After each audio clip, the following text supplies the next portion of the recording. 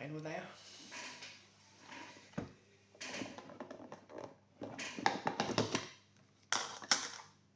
Ito yan yung avocado. Tapos yung butter natin.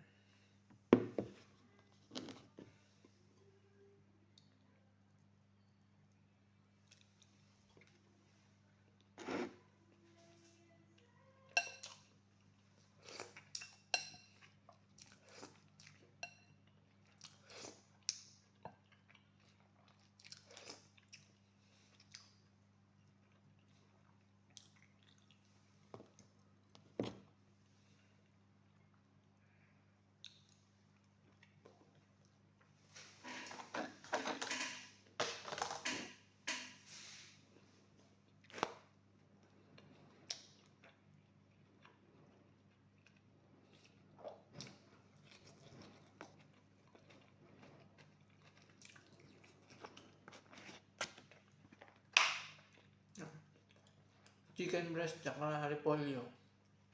Ang sarap. Sarap ito kahapon. Pero papakinabangan pa rin ngayon. Marami tayong mukhang hindi ko kaya ubusin ngayon to.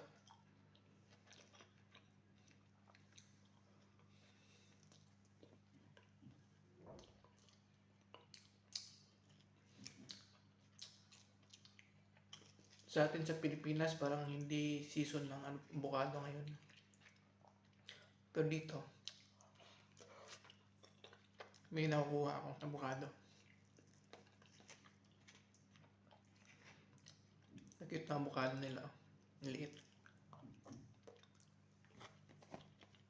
Ang sarap, walang ugat. Walang ugat.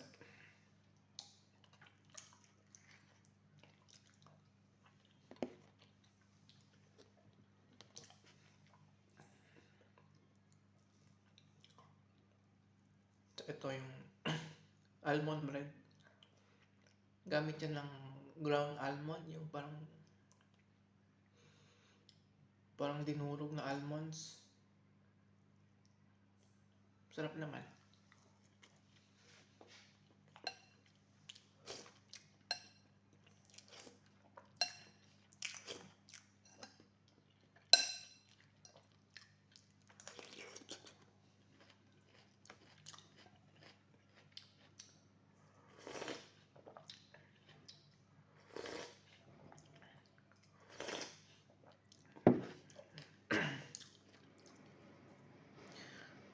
Kahapon naglakad-lakad ako.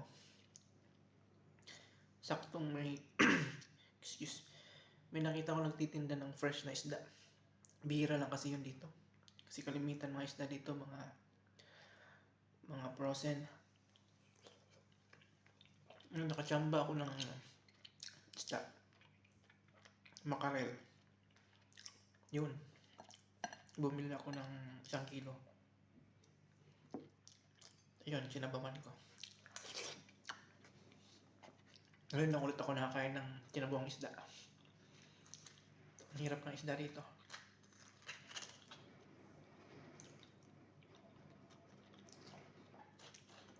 Maraming isda, kaya lang mga frozen. Tsaka ang fresh lang nila dito na isda, kalimitan salmon.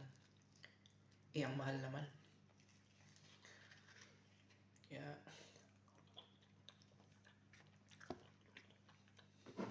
salamat at nakachamba tayo kahapon. Ito yung 5 pounds ang per kilo.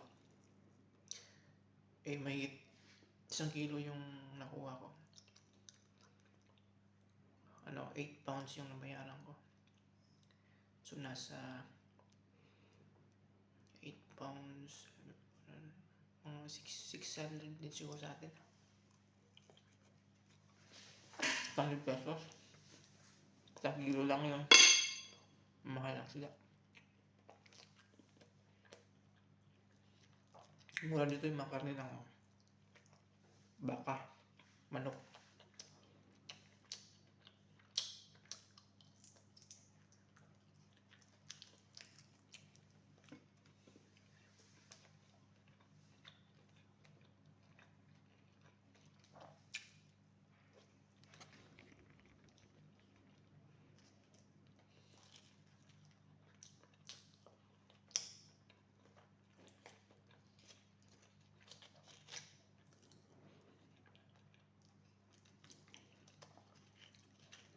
Nag-start nga pala ako na mag no rice nung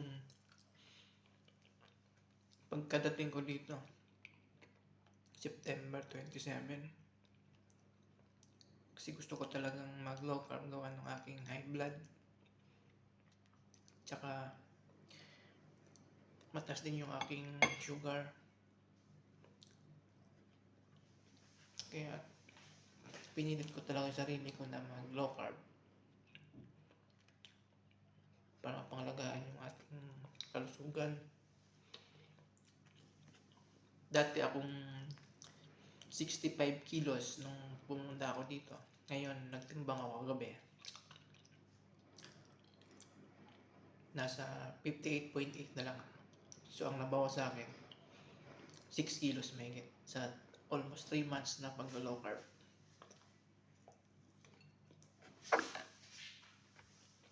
Disiplina lang sa sarili. Para sa pamilya. Kasi nga, mahirap magkasakit. Lalo na nasa malayo. Ngayon yung naging motivation ko talaga. Yung pamilya. Pangalagaan yung kalusugan.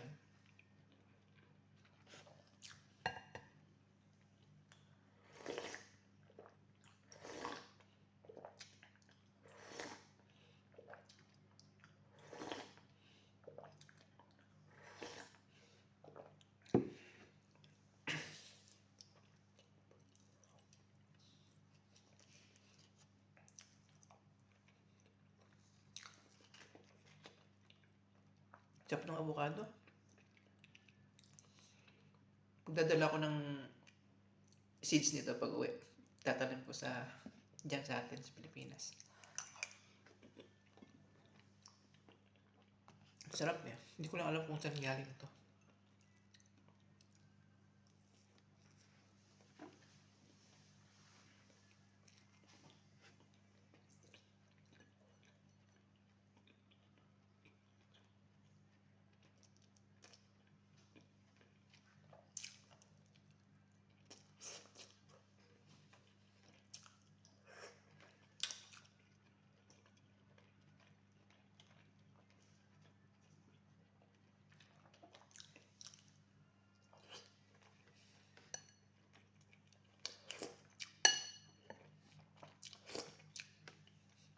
Chop ng isda.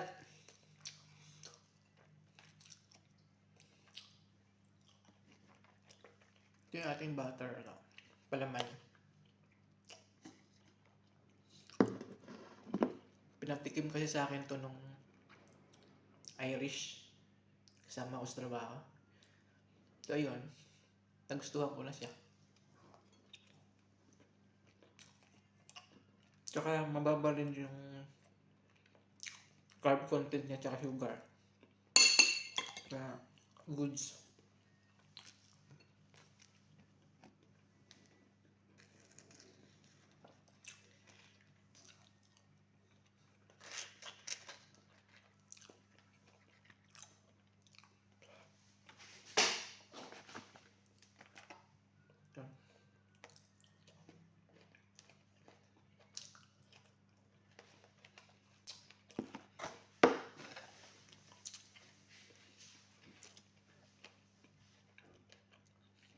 Ginagawa ko pala ngayon ay 2 meal a day.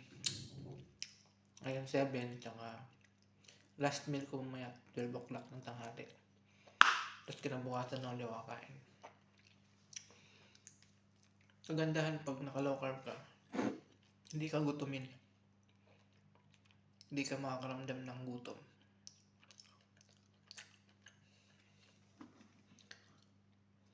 Tsaka energetic.